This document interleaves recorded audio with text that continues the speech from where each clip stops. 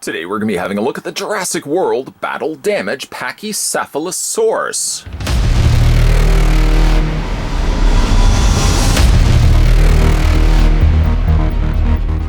Pachycephalosaurus, meaning thick-headed lizard, comes from the Greek words of pachys, meaning thick, and kephale, meaning head. It lived during the late Cretaceous period of what is now known as North America, and remains have been excavated from places such as Montana, South Dakota, and Wyoming. It is a herbivorous creature, which is primarily known from having a single skull with a few extremely thick skull roofs.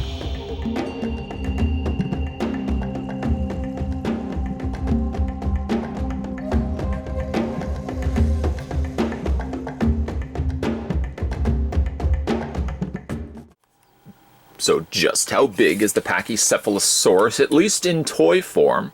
We're not measuring the real sized one after all.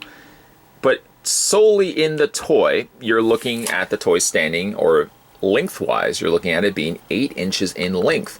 That translates in centimeters to 20.4.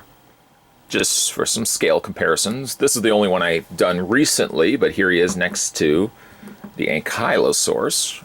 Now, these, of course, are from two different categories. The Ankylosaurus was from the roarivores. The Pachycephalosaurus is from the battle-damaged line. I guess this is fairly accurate size-wise. Pachycephalosaurus, based on what we've seen of it in film, wasn't the largest of creatures. Now, granted, the one that we saw in Jurassic World 2 was, I believe, a baby Pachycephalosaurus, so it was a little bit smaller. But here he is next to the Ankylosaurus. I keep wanting to say Ankylosaurus. There you can see the two side by side. And much like the Ankylosaurus, a big thank you to viewer Bill, who took the time and sent this, along with a whole bunch of other dinosaur goodies my way. This was one of those neat-looking dinosaurs, and actually, funny enough, just talking about the Ankylosaurus, one of the notable things that I mentioned in that review was the fact that Ankylosaurus really held up for me as a memorable dinosaur because it was in, I think, a show called Dino Riders. I know the Pachycephalosaurus most definitely was in Dino Riders, as it was used for exactly the same thing that it was used in Jurassic World, its ramming head, which here is presented here in a very broad dome on the top of the dinosaur's head. The dinosaur, for the most part, is in a green color. I have to admit, not the most exciting of greens. At best I could describe it as, it's almost like a mint green. And then on the top of that is this very muddy sort of splotching of skin.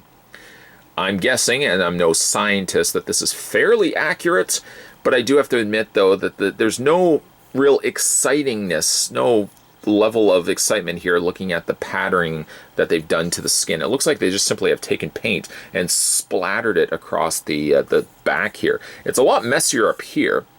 Messy only because it spreads so far out on the dinosaur. It's a little more tapered off here. I wish that this was a little bit more present up here, just so you could see some of these more smaller little standalone splotches as opposed to one big splotch of paint on the top. That's about the only thing I would say needed just to be fixed up on the Pachycephalosaurus, was just a little bit of extra little care of paint. We flip it upside down, and yes, treated to us is the QR code. We'll scan that in a second.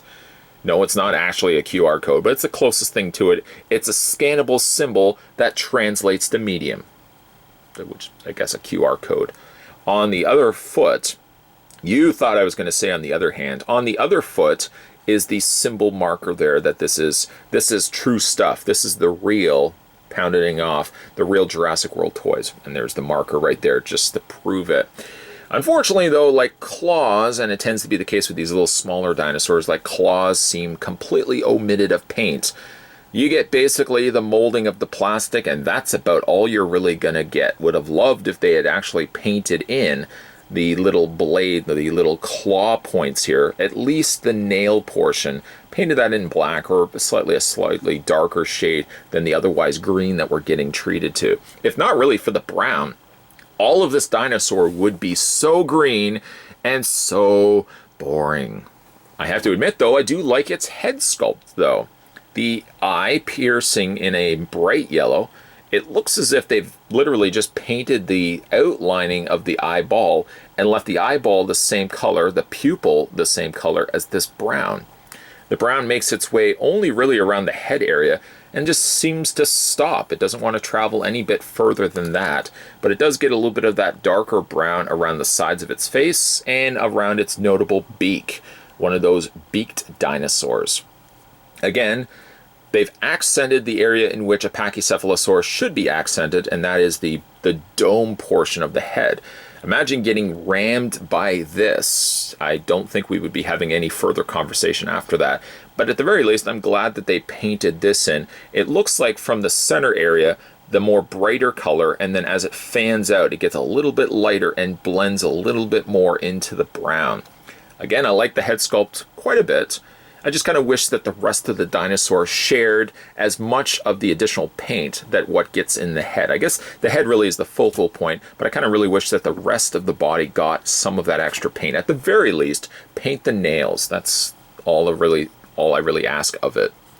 Poseability on this guy. His head rotates. I keep saying guy. I know it's a girl. Hinges up and down, but like I said, the head rotates all the way around. Hinges up and down. The arms move outwards. Kind of funny to look at the dinosaur doing that. You can rotate the arms all the way around as well. And then the legs move back and forth.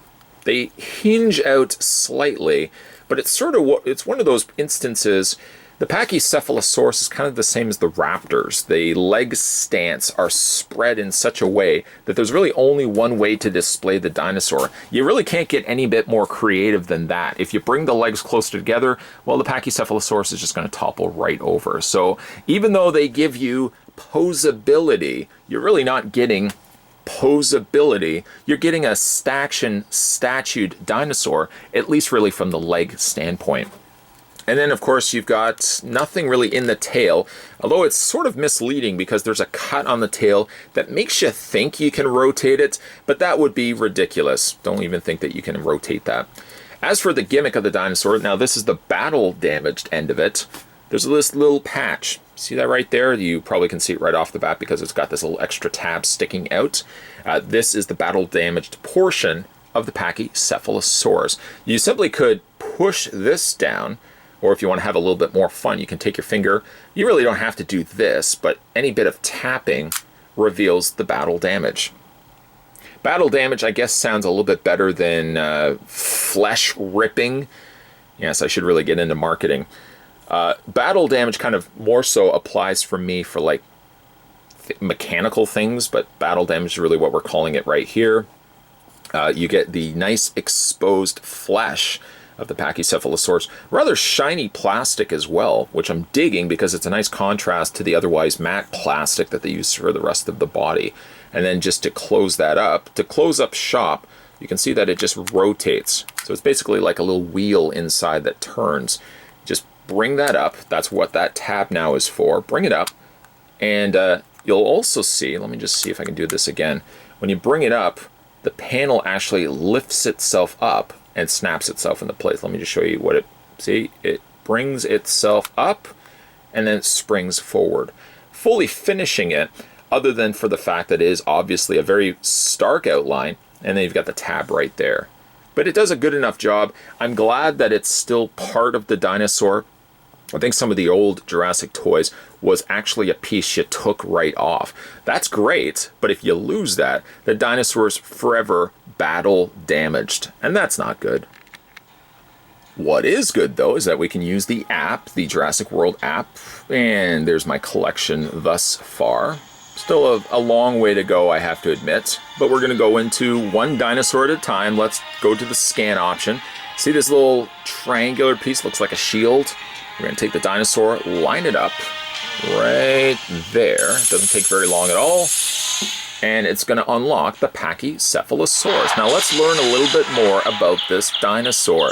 Look at the very bright green dome that they've given this dinosaur versus the one that we have down here. I kind of think I like this one a little bit more. It's way too bright on the top. It looks like it glows and it should give you wishes. You probably don't want to be asking wishes of the Pachycephalosaurus. I'm going to refrain from any sort of commenting that I wish that the app could have done a little bit more than what it's currently doing. What you're seeing is what you're getting. Let's find out a little bit more about the Pachycephalosaurus. So we've got 3 claws to choose from, 2 of which are still locked. Touching the first one, in the film, the Pachycephalosaurus often tussle with each other. Her bony forehead can be up to 10 inches thick. Just kind of puts things in perspective. And considering her skull size, she is probably moderately intelligent. There you go, and now we know. You know, I joked about this cartoon in the review of the Ankylosaurus, but Dino Riders played a big crucial point in my life as a kid of being introduced to brand new dinosaurs. Up to that point, books and other things, other literature, only really spoke of dinosaurs like Tyrannosaurus Rex, Pterodactyl, which I guess is no longer referred to as that, Brontosaurus, which has also been changed, Stegosaurus, and Triceratops. That was it. That's really all we got as a kid. Dino Riders, though, introduced me to the whole new world of different dinosaurs like Dimetrodon, like this dinosaur right here, Pachycephalosaurus. In fact, looking at this dinosaur even in the movie, first thing I thought of was Dino Riders. Pachycephalosaurus played a big crucial role in Dino Riders. It was one of the more go-to dinosaurs, and it had a little side seat and probably had some firing missiles. But that's funny enough. That's the thing I take away from looking at this release of Pachycephalosaurus.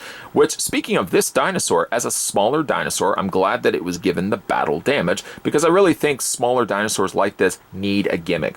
The medium-grade dinosaurs, of course, have the Roarivores option. The smaller dinosaurs seem to have the battle damage, which I think works quite well. There's that little added bonus that a kid picking this up will have the battle damage. They can sort of rip away the flesh, ooh, that's gross, and expose the inside area of the dinosaur, which is a nice selling point. I like the fact also that that little operating function is something that stays on the dinosaur. It conceals itself inside rather than being something that you take off and potentially lose. So I'm glad that they fixed that versus what the original damaged figures were from back in the Jurassic Park days.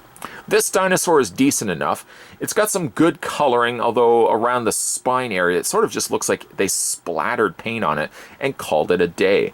The head sculpt is really good, though. At least it gets afforded a little bit more extra paint. And talking about the stance, it's about on average with what you would expect for this smaller dinosaur. The wide leg stance basically just assigns it exactly the way that you have to pose it. You can move the legs, but you're really only kidding yourself. It will mean that the poor Pachycephalosaurus will topple over. And that's not something that you want to do with a forehead that's about 10 inches thick. It's probably not going to go through your desk, but just FYI. So posability on it is moderate, at least at the very least. It has posability in the head and it has posability in the arms. Like I said, the legs are a complete write-off because moving the legs, it's not going to be able to do what it's currently doing right now, and that's standing upright. Today we were having a look at the Jurassic World Pachycephalosaurus from the Battle Damage lineup. And again, a big thank you to Viewer Bill. Viewer Bill has taken it upon himself above and beyond the call of duty and sending me a whole bunch of stuff that we're going to be able to look at on this channel. So a big thank you, sir. I can't thank you enough for taking the time and sending all this stuff my way. So we're going to have a look at some other Jurassic World goodies in upcoming videos. So certainly stay tuned for that. If you're thinking to yourself and you're maybe speaking loudly and thinking, did this guy ever do other Jurassic Park, Jurassic World toys? You bet I did. You bet your sweet bunko I did. You can go back and have a look at my Jurassic World playlist to see all the toys that I've done up to this point, as well as future Jurassic World toys will also be in that playlist.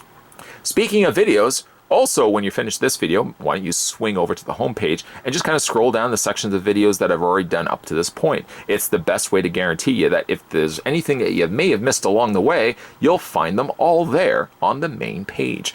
Thanks for watching, guys. I'll see you next time.